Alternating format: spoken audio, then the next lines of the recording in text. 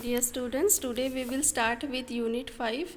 So, the first topic in Unit 5 is Software Project Planning.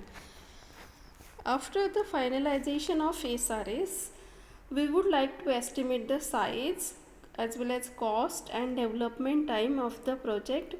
Also, in many cases, customer may like to know the cost and development time even before the finalization of SRS. Hence, whether we estimate before SRS or after SRS, it would always be very critical and crucial decision for the project. So estimation of a cost and development time are the key issues during the project planning.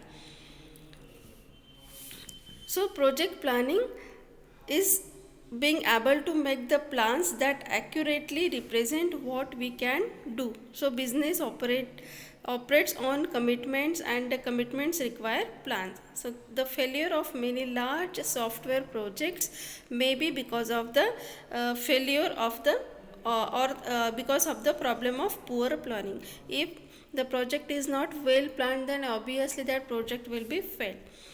And the software managers are responsible for planning and scheduling the project development. They supervise the work to ensure that it is carried out to the required standards, as well as they monitor the progress to check that the development is on time and within a budget.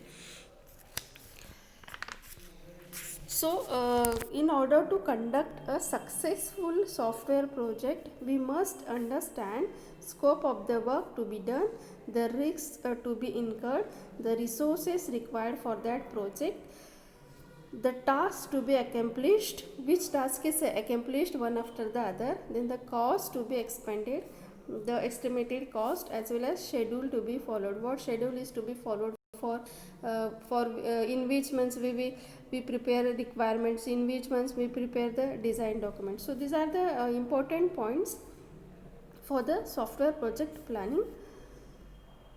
Software project planning begins before the technical work start, and it continues as the software evolves from concept to reality, and culminates only when the software is retired. So the activities during software project planning is, first is size estimation, which is used to estimate the size of your project. The size estimation is the input for cost estimation and development time. So size estimation, if we estimate our size, then we can definitely estimate the cost for that product, and we can estimate the development time for that product. After cost estimation and after estimating the time, we can tell the resources which are required for the development of that software product, and after that we can schedule our project.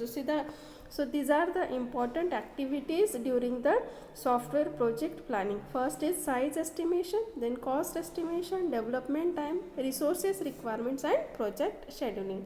So we will see size estimation in the next session.